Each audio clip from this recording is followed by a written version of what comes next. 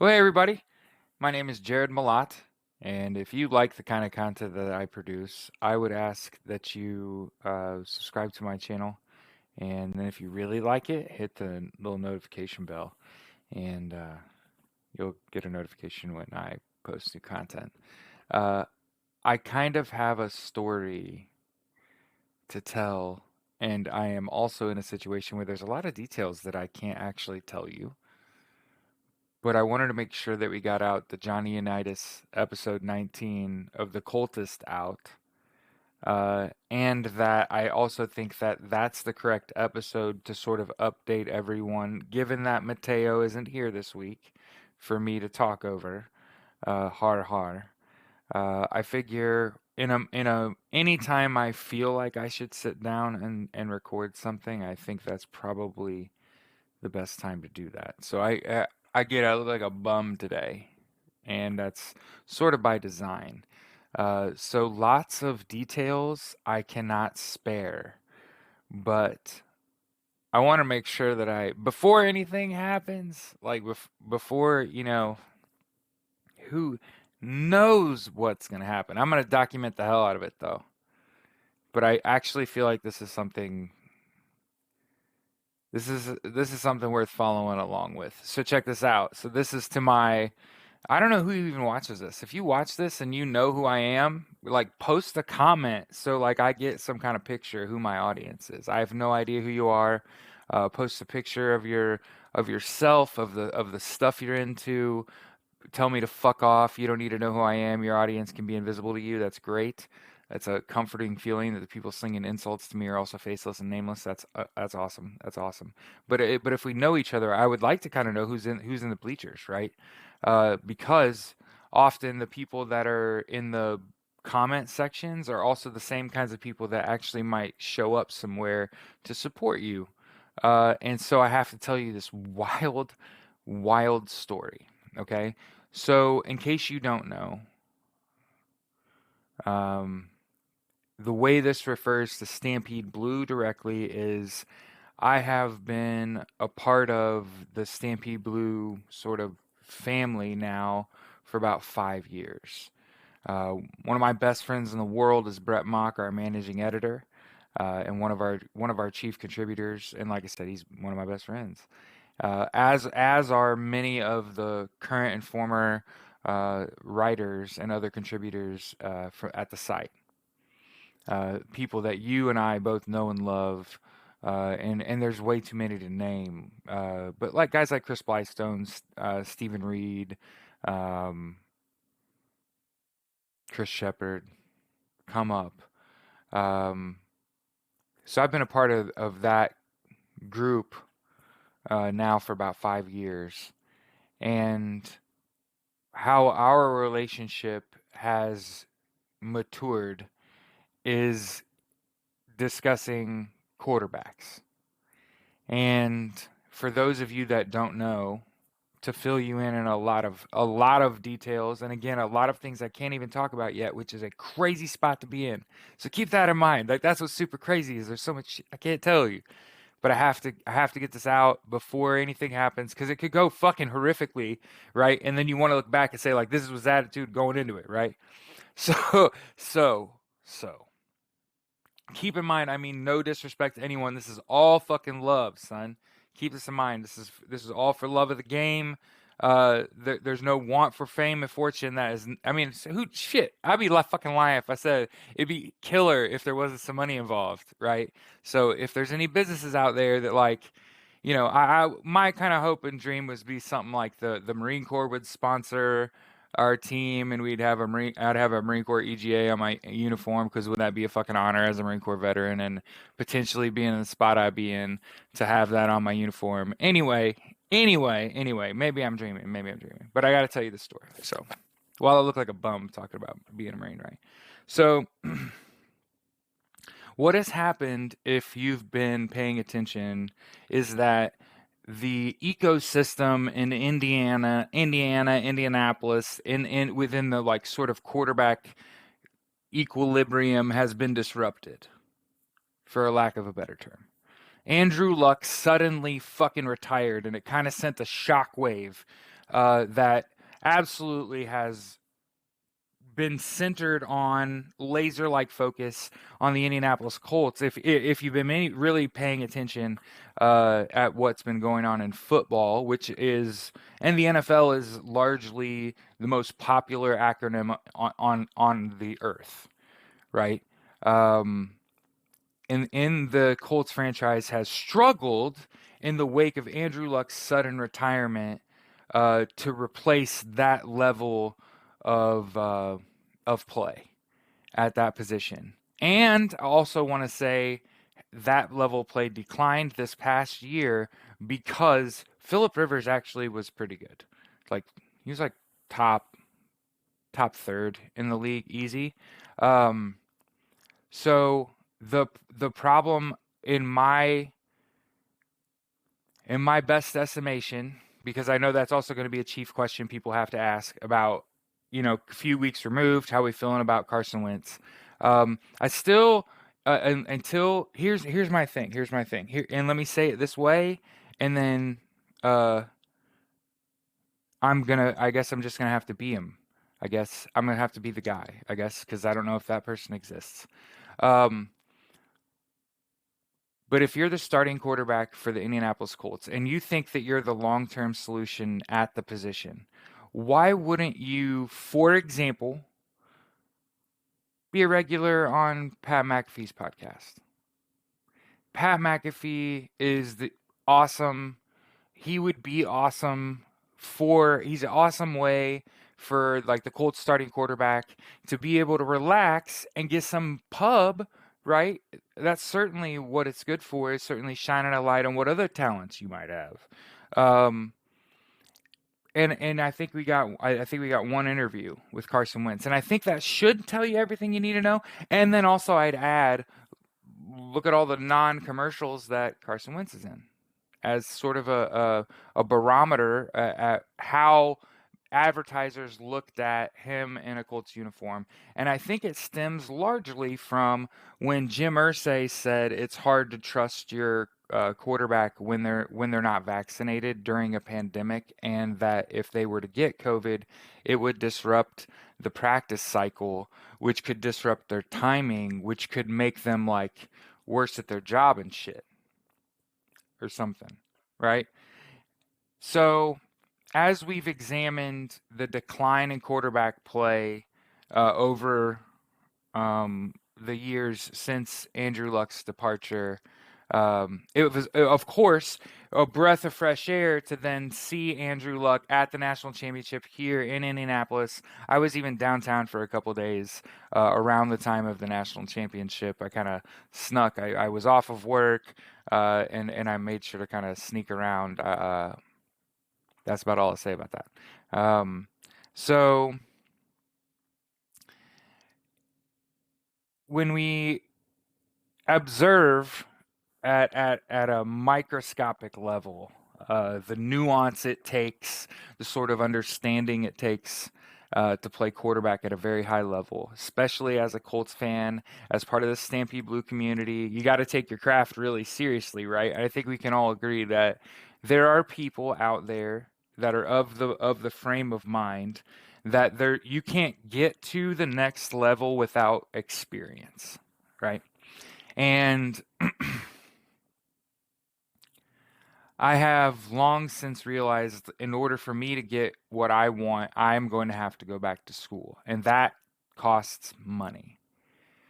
And when I got into coaching, it was as a result of observing a decline in the quality of quarterback play, particularly decision making, particularly when the play breaks down, particularly when the play breaks down, you escape the pocket, you set your feet to throw. What decision are you making? What button did you push? Right? It's kind of how I look at it, right? Like a video game. And I get it. There's going to be people out there that are like, whoa, when a guy plays quarterback and he talks about it like it's video games. Bro, when you've been playing quarterback since third fucking grade, I can promise you this is more of a mental game than it is a physical one. 99% of the time, we just pretend it isn't. Okay? This is like chess with people. Okay?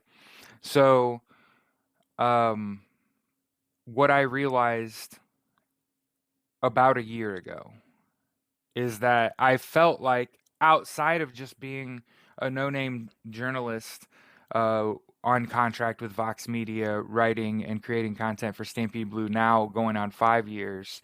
Um, in addition to that, and being that no-name, um,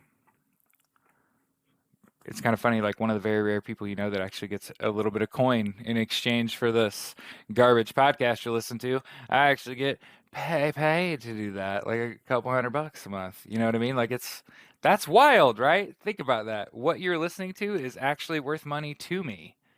That's it's actually worth my time to sit down and to say this all before it begins. That from the time I started playing football, my coaches said things like, more of what we want to happen happens when we put the ball in his hand. And from the time I was in third grade, I played football. I played both sides of the ball. I punted. I kicked off. Um, I basically, from the time I was a little kid, I had to play up because I was a big little kid. So when I was in third grade, I was playing against sixth graders. Like when I was in third grade, there was a kid that played quarterback on my little league football team. His name was Shiloh. I went to his first start when he played in college. He went to Northern Illinois. His name was Shiloh. It's from way back in the day. Like probably like graduated in like '99 or something. Um, so my family. So to catch you up quickly, I was born in Dayton, Ohio. My family moved to outside of Chicago. My dad worked at O'Hare as air traffic controller. And then when I was in like third grade, shit went crazy, and we had to move. So we moved to Mooresville, Indiana. And I went to like middle and high school in Mooresville, Indiana. And long story short, always wanted to play quarterback, but then got told because I didn't play in Mooresville's little league system, I couldn't play quarterback. Play any other position on the field, but can't play quarterback if you don't play in our little league system. That's what I was told from the time I was like in seventh grade. Um, so fortunately for me, I didn't have to play quarterback in high school in the late 90s, early 2000s, and instead, for the record, I watched other young men throw out their arm, and it literally just be like the coaches would just say, okay, that guy has the strongest arm and he's a pretty good athlete, so he can like avoid a pass rush. And then once that guy goes down, then they pick the next guy that's like pretty good athlete, has the next best arm. And then of course you run like a simple system offense, and very rarely put the ball in the air. So fortunately for me as a quarterback, which may not have actually served me, um, we also ran a power I, super run heavy. We averaged something along the lines of like 63 offensive plays a game and passed less than 16 times. So if you do a little math, 64 at 16, it's like, oh, we passed like an eight, a quarter of the time instead of half, right? So we didn't have a balanced offense at all in high school, and I wasn't the quarterback at the helm in high school. We also were never a good football team when I was in high school until my senior year, and I'm sure that those that are left that still like have all of their sanity and sobriety that remember my high school football team was never but a great football team until my senior year of high school. We won 10 games. And we had a bunch of seniors that had been through that system and made it. And despite having, losing, by the way, several starters to injury, we still won 10 games. And then whatever happened, right? A long time ago. I haven't, long story short, I graduated from high school the end of May 2002 and moved out of my parents' house, uh, out off of Kitchen Road, Kitchen and Centenary, out off 144. I moved out of my parents' house a week after I graduated high school, and I haven't been back since. Just keep that in mind throughout this entire process. And it's not like I hate Mooresville. For the record, Mooresville was a like a fair to middling, right? A 4A high school, about 1,250 kids when I was going through it.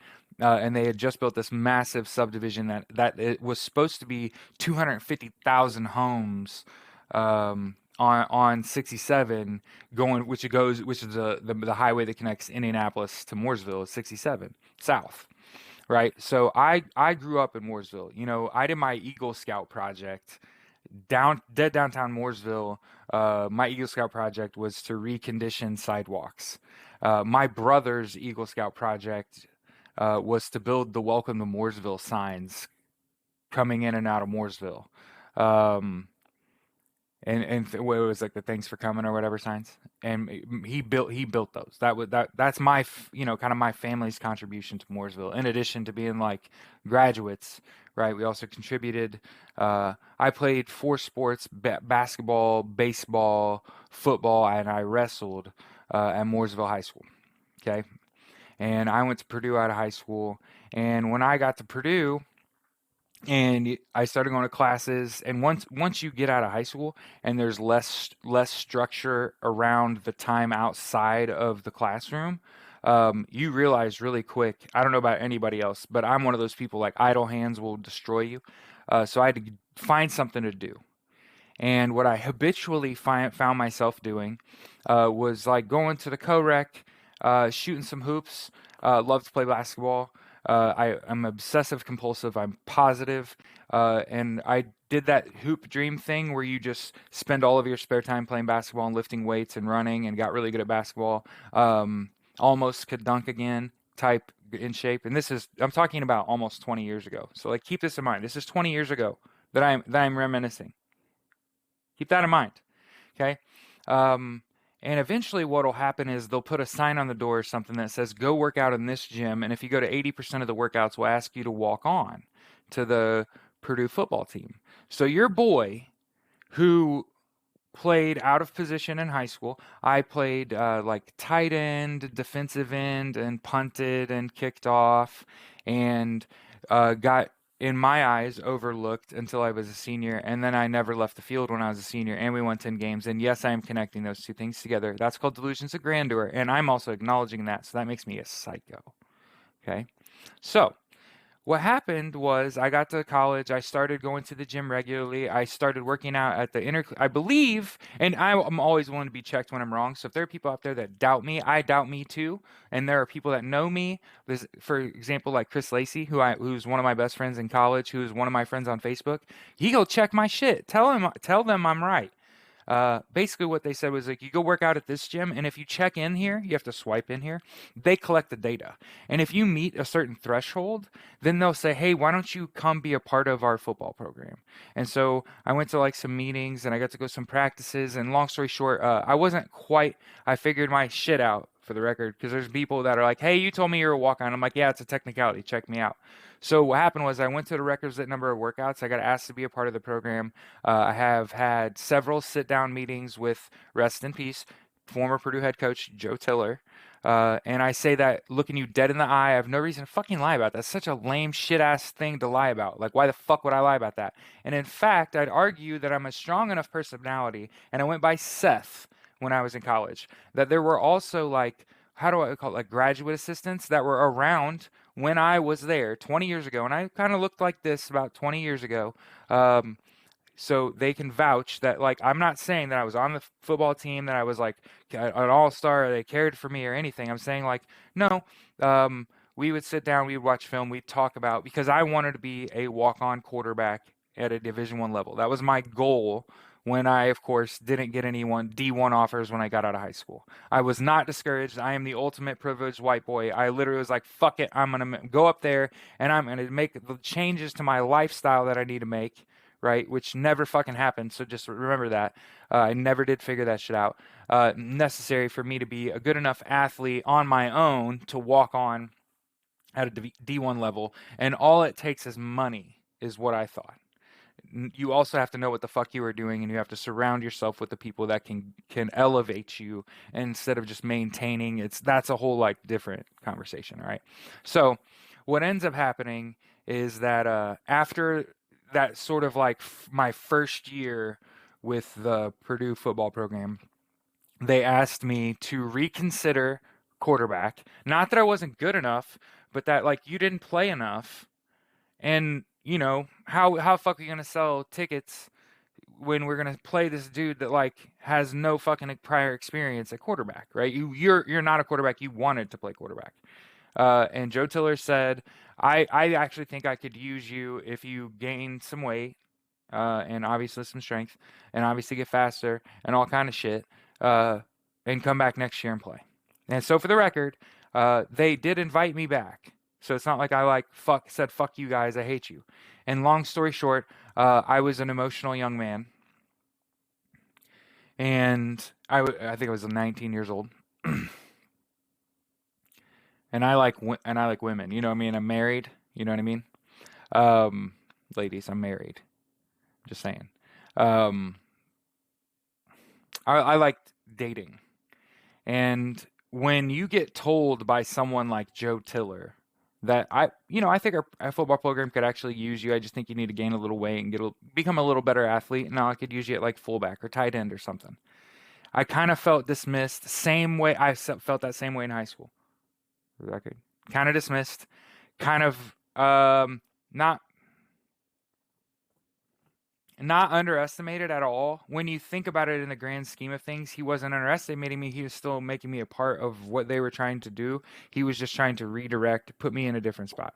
And I don't even say that I objected to that. My body did. What happens is that I have to have a very strict diet. Otherwise, I have no self control. I'm just like anyone else. I love sweets, particularly candy, processed sugar, shit. I like garlic bread. Who the fuck doesn't, right? Like shit like that. I'll just get fat. Okay. And I've made other significant life changes after, prior to right now, and also after I quit. Uh, I didn't make it to the winter workouts 20 years ago, about this time. It's actually cathartic to talk about it, actually, now that I think about it. It's not like I never lied about anything. I still like went to practice. I still went to weights. I still, you know what I mean? I still went to film. You know what I mean? I still was a part of that 6-5 fucking team. Was it 6-5 team and then went and lost the bowl game? I think. Anyway, or 7-5 if they won. Fuck, who cares, right? It was a year after Drew Brees took them to the Rose Bowl. So yeah, I was told to gain some weight, and I'm not very good at weight control. And instead of being responsible and measured and taking it the right taking it the right way, I guess I was just so used to sort of being discarded like that I just said fuck it. And my parents also got divorced that spring, the summer of my freshman year of college. My parents got divorced that spring, and then the FAA went on a hiring freeze, and then you all know, like 2004 and fucking beyond has been a goddamn nightmare, right? So, well, obviously like 9/11, and then beyond, basically. And I mean, it's been a nightmare, kind of depending who you are, like the entire fucking time. Anyway, before I get off on a tangent on that shit, holy shit. So long story short, so when I left Purdue, I had to lose over 100 pounds, and I had to make it happen pretty quick too. About 90 days ish. May 23rd to August 28th is when I shipped. I went from 348 pounds to 227 pounds, 227.2 on the day I shipped, um, and to Paris Island, South Carolina, Marine Corps Infantry, um, many moons ago. This is 2005. To catch you up where we were. We were talking about, like, I went to Mooresville High School. I wanted to play quarterback. My coach said, you didn't play Little League in our system. You're not playing quarterback. I went to college, tried to walk onto Purdue's football team, and tried to play quarterback. I was like the scout team guy, right? clipboard holder primarily. Primarily, the coaches, for the record, saw me in the weight room and running, right? Like doing physical activity. Very rarely was like my arm, for the record, to my blessing, for the record. I'm, for the record, this accounting, this is a blessing. Exposure to the sort of like a at that point, like a major Power Five, not the bottom of the Big Ten at the time, not the tippy tip top, but had just seen sort of, they'd been to the Coliseum, right? So that, for the record, people will ask one day, why are you also a USC and Purdue fan? Because when you win the Big Ten and you win it, typically you're playing the Rose Bowl in the Coliseum against the Pac-10, Pac-12 champion. Just if you're not playing in the national championship, that's why, right? And then, so, um, obviously, many moons removed from my time in the Marine Corps. I come back home. I went back to school. I've worked. I've worked two jobs now, two paying jobs now for 5 years, right? Now, and as I sit here on a Saturday, January 29th, 2022, I have to tell you the fucking craziest story you're ever going to hear in your life. And I can't even tell you all the details. Isn't that the weirdest shit? I'm telling you that there's a cliffhanger. Just let it, there is a cliffhanger, okay? So, I'm going to keep recapping just so that people are like, all right, all right. I went to Mooresville High School. I graduated in 2002, which is 20 fucking years ago this summer, okay? So, my 20th class reunion is also this summer. Holy shit. Fuck my life. Holy shit.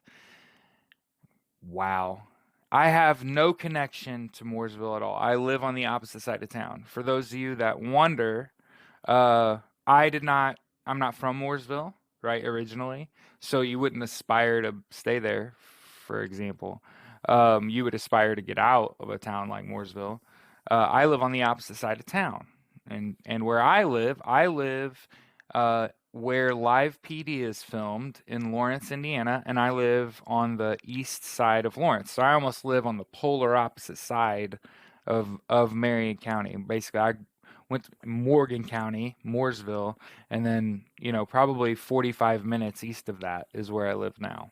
And not necessarily by design. I just wanted to make sure that when I got married, I bought a house that was close to my wife's parents as a sign of respect to them, right? My wife's best friend is her sister, and I think we live like 5 minutes away. That is by design. Uh, I was just trying to be a gentleman. So, I obviously don't live in Mooresville, and to add to this, had no part in this. Not that I'm opposed. Again, I was always an outsider at Mooresville, both in sports and then within the men that I was kind of around. Mostly, like, I'm not, a homophobic, but also highly homoerotic man. I'm just like a dude, right? But that's the kind of machismo that I kind of grew up around. Like I said, highly homophobic, but also homoerotic, like super confusing. Male machismo is kind of what I kind of grew up around, which is like toxic as fuck and like not really like anything to speak of. So I don't expect any kindness to come from like the men that I grew up around at all. Like, because they know exactly how the fuck I feel. If we don't interact on the regular, I can imagine why. You're either a fucking hater or you're a goddamn idiot, or we really don't know each other, probably would pass each other the fuck by. And the funny thing, by the way, every time I run into somebody from Mooresville, they tell me what their greatest accomplishment is. So I know that I come off as like some cocky fuck, but like, just wait, just fucking wait. Check this shit out, okay? So decided for the record, is about this time last year. So that's probably why I felt compelled to record this today. About this time last year, I started meeting up with members of the Indiana Cutters out of Bloomington, Indiana, are a semi-pro football organization. At the time, was playing in what I would literally call one of the worst run leagues, worst officiated, worst hosted. We were the great host, for the record. We're also undefeated at home, so it was even better. We served up victory at home, um, but we didn't travel well, and ultimately barely finished above 500. Real talk. I understand that we're in the middle of a pandemic, and I tried to approach it and be as safe as I could the whole time. I myself got vaccinated in March of last year. Uh, I encouraged these guys to get vaccinated. I encourage everyone to get vaccinated if you're able, to get your boosters if you're able, to wear a mask, and to practice social distancing when you're in public around people that you don't regularly to exchange spittle with. The way I think about it is if we don't kiss, I'm wearing a mask. Good to go. So a lot of you from now on are going to see me with a balaclava on or a helmet on or a mask on. So there's going to be a lot more me not looking like this, not looking at you like all natural, baby. You know what I mean? Didn't shave this off. I actually I play a lot of video games, and I played God of War. And I was at work one day and I left my PlayStation on and I turned on one of my screens. I have a screen. Obviously, you can see there's a screen to my right. I keep staring at it. It's me, by the way. I'm looking at me. I'm just being goofy. Um, but I noticed that uh, the main character in God of War, Kratos' beard line is a little higher, and imitation's the greatest form of flattery.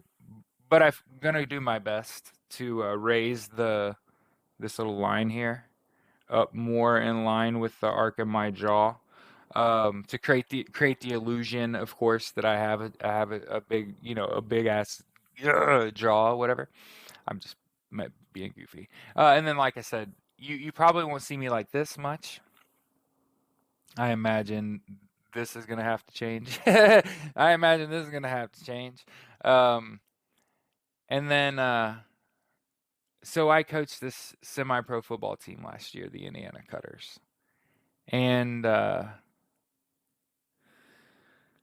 it took a couple weeks for me to get used to sort of the speed of the decision making of football again, right? For those, and that's one of the reasons, for the record. I think that's the chief reason that there is a divide between players, coaches, and fans. Is that what most people don't understand is how 11 people versus 11 people have to decide within 40 seconds after the play's blown dead or 20 seconds after timeout. They have to decide to snap a football together without penalty, get off the ball without being off sides or line up in a neutral zone or some dumb shit. And I'm saying it in this about this fucking order because it's about how important it is. Just get off the ball together correctly, and then try to put the ball into someone's hands that isn't currently being held onto by another player. I know that sounds a very loose way to play football, but we were talking about a league where I'll put it like this, and I'll say this as casually and as calmly, and try not to be like a cocky prick. When I took over play calling and it's kind of stepped up. I started as the quarterback's coach. I wound up the primary play caller and offensive coordinator. When I stepped up and started calling plays, was like week 3. From then on, we went like X and 1. Uh, I think I have always told people I'm 5-1 as a primary coordinator and play caller in semi-pro football. But here's what we did. We took all of the nuance out of our offense, all of the motion out of our offense to make it easy to understand for a bunch of players that weren't completely invested in what was going on. And when people aren't completely invested in what's going on, it's easy to get confused. People get hurt. And I was a first year offensive coordinator and play caller with a first year quarterback after going through like 7 or 8 potential guys. Injuries, guys moved, decided they weren't, literally had guys decide they weren't even going to play quarterback for a team that needed a quarterback. So not only did mostly nobody want to play for me, um, the offense struggled a lot last year because one of the best football players on the field who could do some real damage was playing quarterback. His name is Sidney Moore. Sidney Moore, and I'm not the only one that saw it because Sidney Moore also got a tryout with the Seattle Rush, an indoor football team, and I don't even know if it's as quarterback, but he's about 6 foot, about 180 pounds, and he's got the moves like Jagger, you know what I mean? Like he really can slice and dice. Um, and we put him at quarterback, and he's a lefty like me, and he's a real easygoing guy. And while we had success together, and for example, they beat their arch rival and arch nemesis that they hadn't beaten like several years, and it was on a last minute drive. Um, so yeah, so even though we had some success, even though I'm 5-1 as a play caller and offensive coordinator, we didn't use motion, we didn't use shift. We played straight up and down vanilla spread, and we beat people based on coverage and alignment, and really simplifying our offensive game plan to make it so that anybody could do that. Anybody could replicate what we were doing. We literally ran inside zone, slot screen, outside wide receiver screen. We ran the bubble, the tunnel, the halfback screen. We ran inside zone, outside zone, buck sweep. You know what I mean? Like very basic shit. We didn't use motion. We didn't use shift because what we realized is that if we cut down on our mistakes and we just move the ball, and when we have to give up the ball, if we try to win the field position game, our defense was stout and could get us the ball back, get us another shot, and then all you got to do is score touchdowns. And this league is very touchdown dependent. As you can imagine, we didn't lose a single game at home. We hosted our home games at Danville High School, which is on the far west side of Indianapolis, which is about 30 or 40 minutes north of Mooresville, where I grew up. So after the season was over, after I became friends with a lot of these guys and learned, I wouldn't say so much about their medical history. But I kind of learned about these players, that some of these guys are 20s, 30s, 40s, 50s, 60s, still lining up. When you watch them on film, they're still playing like appreciable football. And when you talk to these older guys that have no business being out here, why are you out here? For the love of the game, gives my family something to do together. That isn't, us trying to all keep a boat afloat or something stupid. You know what I mean? Like there's really guys that are just like, this is what my family does with our free time in the summer. Cool, man. That's awesome. Um, I realized in the wake of that, I had sort of an awakening. For those of you that don't know, I also got COVID-19 the week that their playoffs started, and they lost to that nemesis that they beat, and it wasn't pretty, and there was some turmoil as a result, and a lot of those people don't talk to me, and I wasn't there because I was sick. Um, and then I wasn't really kind of like party to the misery because again I wasn't there, and my fear was after I got COVID was that I would develop a long-term health complication. I think that's fair. And I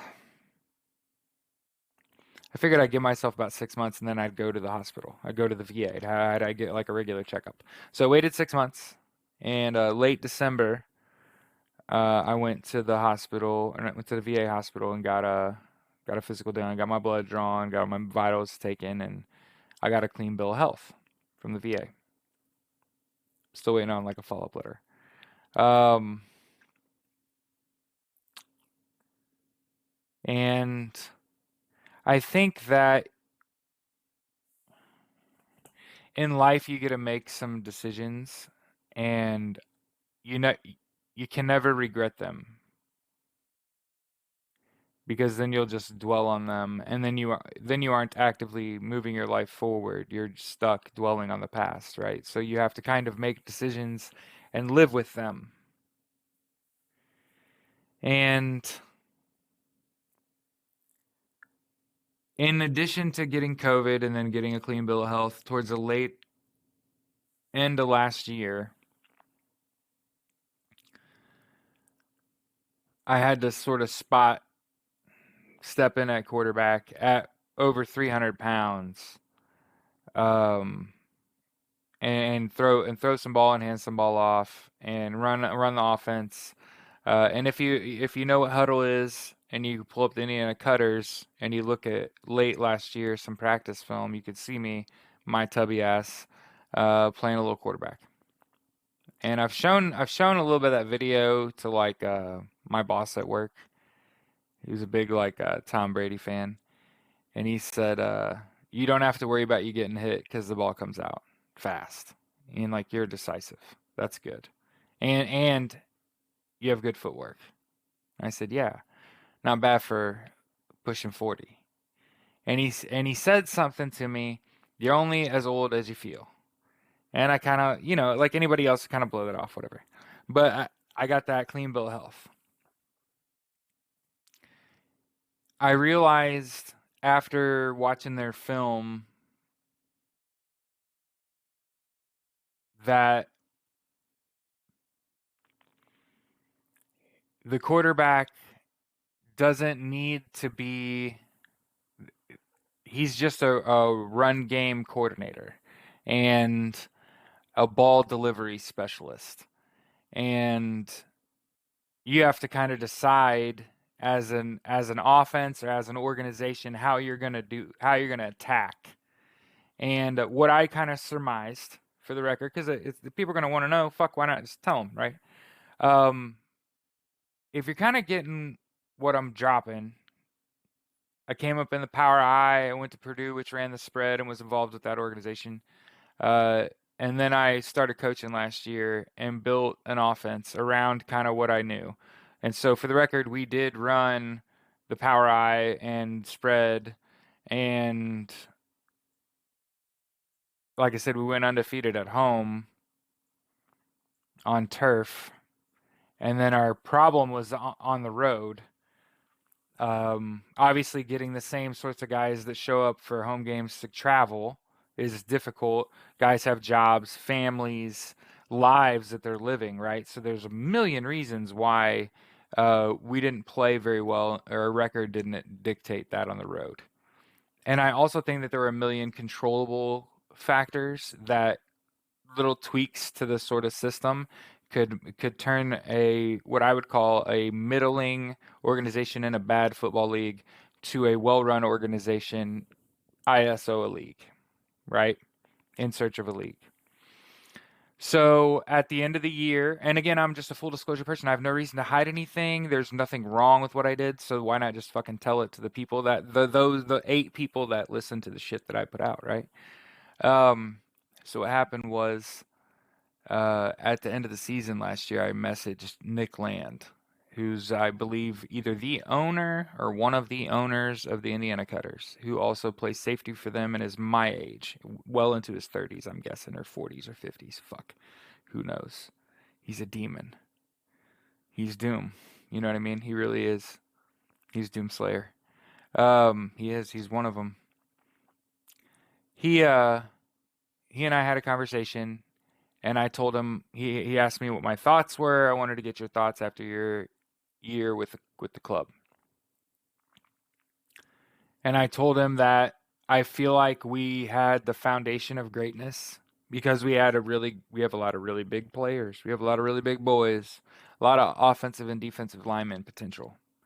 And just like your Indianapolis Colts, great football at its foundation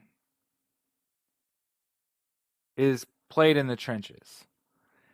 Everything else is just window dressing, right? I know it's like if you've ever watched a fight, all those pre-fight interviews, all that, that music they play when you come out, the bell they ring before you go to fucking war, that's all window dressing. And football is played between the trenches. We had the kind of people, bodies it takes to win football games at that level. Uh, we had I would argue outstanding play at those levels, and that's not to disrespect anyone else involved with the Cutters that played last year. I'm not trying to disrespect y'all. I'm just trying to point out what was really like. Holy shit. They had damn near double digit guys that you could plug and play on the offensive line and defensive line, and they could get a job done. And like I said, the defense was good. We ran the fuck out of the ball when we wanted to. And then when we tried to pass, we had clean pockets and shit. So you kind of see where my head's at, right? And I told Nick Land, we need to nut up or shut up. We either need to get out of this fucking league because this thing is run like shit. There's some shady shit going on. That was one of the big things was the officiating on the road. You just get homered the fuck out of, and you're just like, it's not worth putting all these guys who, like I told you, are business owners and parents and grandparents and shit. And me, I'm just a weird uncle. Putting their physical well-being at risk, right? And it was in the middle of the summer too, so keep that in mind. It's like a summer league too, so it's hot as fuck, right? And it's on a Saturday, so it's like a weekend, so not very well attended. So if we're gonna keep going as an organization, right? Uh, One, we're gonna have to decide whether we're for profit or we're for service. I still believe that we're for service. We don't bring in enough money for anybody to profit off anybody, so. And I told him there's got to be a better league with better officials, with better opponents that are at least honest about about the players that they're bringing to the table. For the record, the long-running accusation within the league that the Indiana Cutters were in, the team that I coached, your content creator here from Stampede Blue, it's been doing it for 5 years now. The team that I coached was in a league last year that I'm not even going to say that league name. Well, I also don't know it off the top of my head. But I said that league was corrupt. They left that league. Their arch nemesis is in this league that they joined. So the Indiana Cutters will be playing in 2022 in the Blue Collar Football League, which to my knowledge spans like 5 states. Something like Virginia, Ohio, Indiana, Illinois, Michigan, something like that. Um, Something like that. Um, Apparently, they also do get a little bit of pub. Apparently, their championships televised, something or will be televised or whatever. So they joined this league. And keep in mind, I haven't really talked to anybody. Mum's been kind of the word. I told them, you have the foundation for greatness. You need to step up as an organization and get into a better league, or we just need to shut the fucking thing down because you're just going to get somebody hurt. They stepped the fuck up. And I had a conversation with the head coach at the end of the year that I believe that Sidney Moore played out of position for us and still did very well. And that if we could just move him to like wide receiver, he could shit. He could probably play at the next level. He has that kind of field sense, right? He kind of reminds me of like a step slower Lamar Jackson with the ball in his hand. Real talk. Just like you didn't see him get hit a lot, and he kind of did some productive things with the ball in his hand with his feet, right? But you'd much rather throw him like a little bubble screen and have him go than have the guy be the one you snap the ball to, because his inexperience throwing the ball took away certain aspects of our offense. no offense to you, Sid, it's not you. But for example, we didn't have him doing a lot of pass faking, play action in, uh, because what we realized is not so much we weren't going to be throwing the ball downfield a lot, but that we had the sort of depth and experience at running back and at outside wide receivers. So if you think about it, we were kind of hamstrung, and the interior passing game was going to sort of be lacking due to a lack of sort of experience. That's because Sidney Moore would be your kind of guy that you would kind of give the ball to in the interior over the middle, and he could make somebody miss and make a play. He was the guy dealing. Um, so we just didn't have that sort of connection until later on in the season on the road. I remember in Jeffersonville, we had the nice little pass and catch there on the rollout uh, to Laz Bolton. But one of the big things that we need to be able to do is play good football when the whistle, like when the ball's live and there's a penalty, and our option's going to be the result of the play or the penalty. For example, what our head coach Eric Anderson is a maestro at is that it's real easy to get people to jump off sides flatly. Um, so when people jump off sides all the time, you can use that to your advantage to try to get chunk plays, right? Instead of the 5 yards, replay the down or whatever, or gain a first down, right? So basically, if you're able to constantly get people off sides, and all you need to do is have a play that you can complete in excess of 5 yards, you get the excess, right? You want what's more fortuitous for you. Um, you need someone that is a natural quarterback. So whether that's me or someone else, we will see.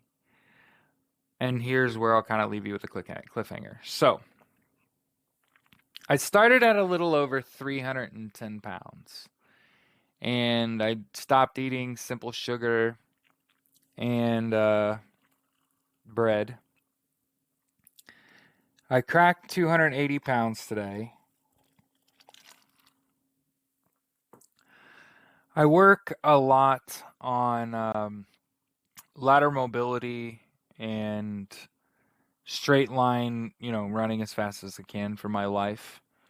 And then I focus a lot on my form and maintaining strength in my arm and just becoming as good of an athlete as I can. So I've sort of shifted in my ethos instead of being like a couch monster, gobbling down candy and shit. My wife and I have probably lost 50, 60 pounds combined at this point. And in about a week, I believe it's next Saturday, actually. So a week from today, 1 week from today, um, I will get to meet the new offensive coordinator for the Indiana Cutters. His name is Bob Vinton. He played at Michigan State and is now one of the, I want to say one of the assistant head coaches and offensive line coach for the Mooresville Pioneers. Again, Mooresville is where I went to high school. And a week from today, I'm going to go to the Mooresville Public Library to meet people like Bob and Eric and Nick and at Mooresville Public Library, where I went to high school in Mooresville. I played football at Mooresville. I'm intending on being the starting quarterback. And then I've also decided that, when I put cleats on and I do all this work, like on my treadmill and lifting weights and doing high intensity interval training 3 times a week, 4 times a week because we work on the weekends. What's up, John? Um, so I'm kind of doing this thing where I'm like becoming as good of an athlete as I can be, and I might be playing football and stuff. Oh, and I decided, like, you know, if I'm gonna aspire to play it to a level where the Marine Corps will let me wear the EGA on my uniform and like sponsor our team specifically for things like road games, or like a company reaches out and wants to do business and help our I believe not for profit organization, by the way. Um, I would like to foster the concept, so I want to kind of throw this idea out there that I want the Indiana Cutters and wherever they host their games to be like a blood donation site or a COVID vaccination or COVID screening site, and to be a host that's mask friendly, and we want you to practice social distancing in the bleachers and wear a mask, specifically when you're going to be around people that you're not sharing spit with, which is even if COVID wasn't a fucking thing, the more I think about it, it's more like, yeah, I mean, basically, if you're within 6 feet of somebody talking face to face, you might as well be kissing. Um, I'm just saying. And I ain't trying to kiss nobody from Mooresville, you know what I mean? But anyway, so yeah, a week from today, I'm gonna go meet this new coach, the offensive line coach at Mooresville High School, at the Mooresville Public Library, for this team that I coached last year that I'm gonna try to go out and play for. And there's like roster limits and shit. So I want to make sure I also get this out there. At this point, like I'm willing to play more than just quarterback. Like I want it real bad. I'll play safety. I'll play outside linebacker. I'll play defensive end. Shit, I'll play tight end. I'll play that little F back, that little motion back that fucks people up. I'll do that shit too. Um, like I said, I kind of believe I'm one of them people. I mean, I'll either put the ball where you want it or I'll go get it. One way or the fucking other, it's gonna happen. And again, we're not doing this for fame or fortune. That's not the reason that we do this. In fact, it just costs, right? It has done nothing but cost since I got back in it. And I jokingly put like a picture of a cup. That was like the first thing I fucking bought, like a cup, a helmet, and then what I would call underpads. So when I was coming up when you were playing football, football hurt all the fucking time. It's because the pads are kind of rudimentary. You literally wore like thigh pads, knee pads, thigh pads, hip pads, your football pants over a girdle, right? And then just like a t-shirt, and then football pads, tie up your football pads, jersey over your football pads, right? We didn't have like Under Armour and shit, right? So now we have like Under Armour, and I bought like the undergirdle with the cup and the pads and shit. And I'm gonna wear a balaclava. My helmet will have a mask, because we're in the middle of a fucking pandemic. And I love football. And while I could absolutely just stand on the sideline and coach my little heart out, um, I am tired of being like fat and overweight and looking like shit in pictures, right? And then I talk about shit like being in the Marine Corps and I look like shit. Fuck that. So I'm making this fucking podcast looking like absolute horseshit today. As a fucking reminder, right? There's a reason nobody bet on you. Look at you, right? And then next week, I'll start off by telling you more than I know right now. I don't know much, but I know that Carson Wentz has not been a part of the Colts or any major corporation, specifically their marketing department, in a Colts uniform. And it's not like Andrew Luck was the most outgoing social human being on earth, right? And like you still saw Andrew Luck all over the place, right? Like, and it's not so much that he's not good. That's also a thing. It's uh it's him. It's him, his person. And he'll be somebody else's problem, I promise, Colts fans. I honestly believe that. Like, he's a Buck, he's a Bronco. There are always quarterback desperate teams that are willing to overpay. Uh, and I I think that Frank Reich has to realize that if he attaches his career to Carson Wentz, that boat sinks. And I hope to God, and I'm not even religious, that Frank Reich knows that if he does that, it's also going to cost him this job. And um, I'm very a binary when it comes to football. Um, I feel the way Jim Irsay probably does, the way Chris Ballard probably does. That I would be so goddamn mad if I agreed to pay somebody that much fucking money for you to refuse to get vaccinated and then to ultimately get COVID-19 the last couple weeks of the season, play like shit, be unreliable as fuck, and we miss the playoffs after we bet big on you and traded a first round draft pick for you. You better believe he's on his fucking way out. So it's kind of fitting that this, episode 19, the Johnny Unitas episode is about the one quarterback leaving and potentially one quarterback going back home.